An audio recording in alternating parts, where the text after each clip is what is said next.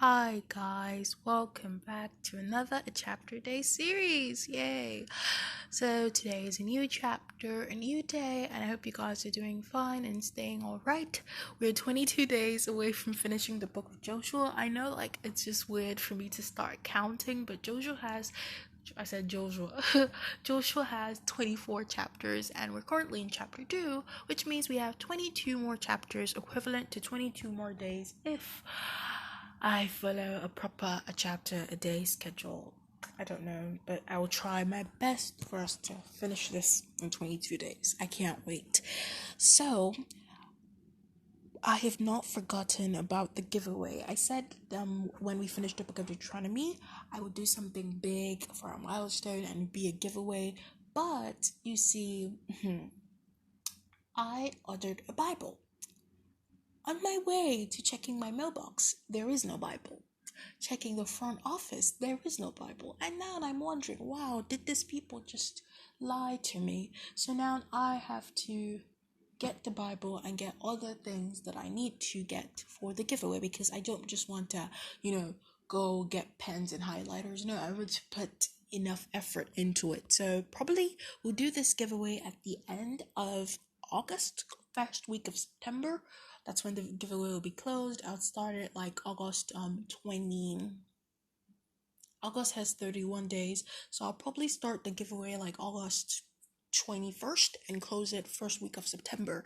So yeah, I'm gonna plan to do that. I would have done it earlier, but my schedule, something I've been complaining about, is just clogged up, and I'm gonna be using my own personal money, so I need to save that out and just put effort and find the things that I need to find for the giveaway. So I can't wait for that, but we're going to be doing that. I just thought I needed to talk about that. But yeah, we're reading Joshua chapter 2 today, and yesterday we read Joshua chapter 1, which talked about how Joshua has finally gotten a formal introduction to the Israelites and how he's supposed to aim to build a relationship with God as Moses did. So yeah, we know who Joshua is. He's finally spoken. He's finally had his long-awaited introduction.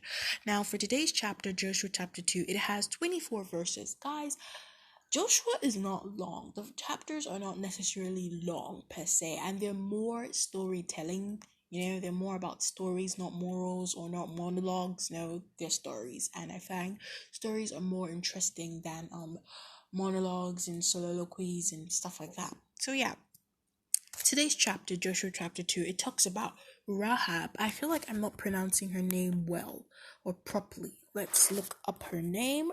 Rahab. Okay. And now let's pronounce her name, shall we? 1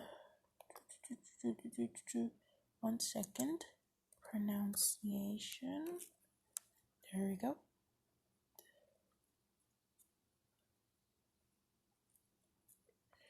Okay, I have my computer is just not working. It's Rahab. I feel it's Rahab.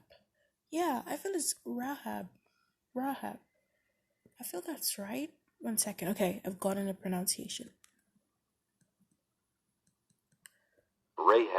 Rahab, not Rahab. Rahab. Okay, so Rahab. So this chapter talks about Rahab and the 3 spies. So firstly, I don't know how many of you know that the walls of Jericho falling down happened in the book of Joshua, because Joshua and the Israelites, they're the ones that broke the walls of Jericho. Sincerely, that's a whole new topic we're going to talk about.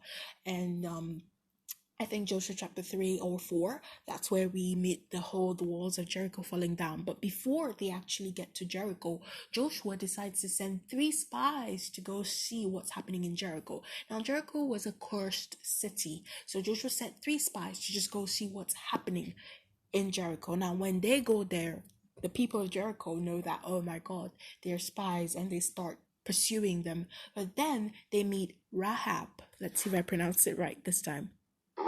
Rahab. I said Rahab again. Rahab. So now they meet Rahab, and she's this woman who takes them in, the 3 spies, and she puts them on top of their roof. Her roof had straws, so she covered them under straws, and the people that were pursuing the spies passed Rahab's house, and they did not see them.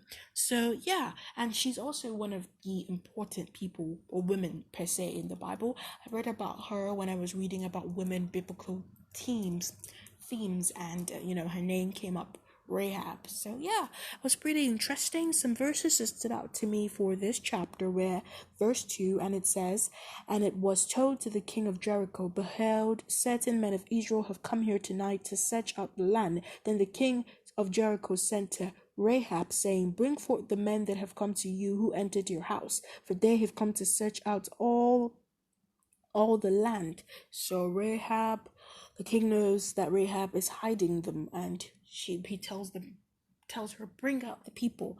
Another verse that stood out to me, the next one was verse 5, and it says, "And when the gate was closed at dark, the men went out. Where the men went, I don't know. Pursue them quickly, for you will overtake them." So Rahab lied to the king because she was protecting the spies. And the last verse was verse 10 to 11. It says, "For we have learned how the Lord dried up the water of the Red Sea before you when you came out of Egypt, for what you did to the two kings of Aramites that were beyond the Jordan, to Sihon and Og, whom you utterly destroyed. And as soon as we heard of it, our hearts melted, because there was no courage left in any man because of you. For the Lord your God is he who is God in heaven and above and on earth beneath. And now have we now then swear to me by the Lord that as I have dealt kindly with you, you also will deal kindly with my father's house, and give me a sure sign, and save alive my father and my mother, my brothers and my sisters, and all who belong to them, and deliver our lives from death." So Rahab understands that, okay, the Israelites are serving a mighty God that has done so many wonders, and they have no more courage in themselves. And, their God is amazing, and they're having so much courage in him. And now Rahab's like, "Oh, please protect me when you guys come to break the wall of Jericho and destroy the city of Jericho. Please protect me and my family." And a little spoiler alert, they do. So when the Israelites come to Jericho, they do protect Rahab. So that's a spoiler alert. Now, see, I feel like I need to turn off my notifications whenever I'm recording a chapter a day, because they just buzz in, doo-doo, and I'm like, why? Just why? Why? The question of the hour, why?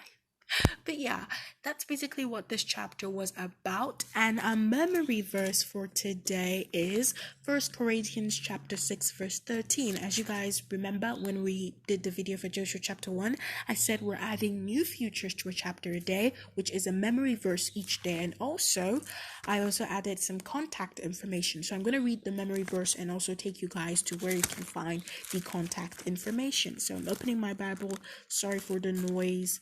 1 Corinthians chapter 6 verse 13. 1 Corinthians chapter 6 verse 13. Okay, 1 Corinthians chapter 6 verse 13 says, "Food is meant for the stomach, and the stomach for food, and God will destroy both one and the other. The body is not meant for immorality, but for the Lord, and the Lord for the body." So I read this today.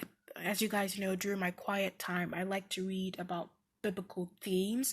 I use this app called Women's Bible. It is very gender friendly. You don't have to be female or male. It's just pink. So I don't know. How do you feel about the color pink? But yeah, so you have the option of looking for any themes that come up to your head and typing them in the search button, and just so many verses come down that relate to that theme. Or you can scroll. They're arranged alphabetically from A to Z. You can scroll and just see any words that intrigue you. So today I read about racism. When I saw racism in the Bible, I was like, what? How is racism in the Bible? I saw some verses there. It didn't outrightly say, "Oh, do not be racist," but it said something like, in God's presence, there's nothing like, oh, male or female, or nothing like Jew or Greek. We're all one in God's sight, and we shouldn't be impartial or treat anyone differently because of who they are, because in God's sight, who is above all of us, we are one, and we shouldn't play the role of God. And so that was basically what it was. Only like 2 verses came up for everything about racism, and then I read about What did I read about? I read about, my goodness, what did I read about? I read about teenagers. Yes, teenagers. The word teenagers came up, and there were so many verses, and this verse came up here that says, "Our body is for the Lord, and our Lord is for our body. So we should not purify with immorality." And another verse that I read that I didn't want to share today, well, not necessarily I didn't want to share, this one stood out more, was one that said, God isn't against youths living their youthfulness, but they should remember to live in conduct. They should remember to live in love and faith and grace and trust in God. That He's not against you being youthful. No, but remember, if you don't live in conduct and you don't live in grace and you don't live in faith and trust in God, your youthfulness doesn't give you invincibility from judgment. You saying I'm trying to be youthful and live my youthfulness doesn't give you an invisibility from judgment. He will still judge you if you sin in the process of saying, "Oh, I'm being youthful." So yeah, I really liked that. It was really mind-opening. I enjoyed my quiet time today, and yeah, that was all for today, and I hope you guys are doing fine and staying safe. Please, please, please thank God for giving you life and adding this life to you, and just pray to Him, ask Him to use you for your kingdoms, and ask Him to use you to fulfill what He wants in this earth. And just pray to God to take charge of your life and surrender your life to Him, and give you more grace over your ongoing sins, and be with you in all that you do. And I really pray God answers your prayers and helps you in any way possible. So see you guys tomorrow. Bye.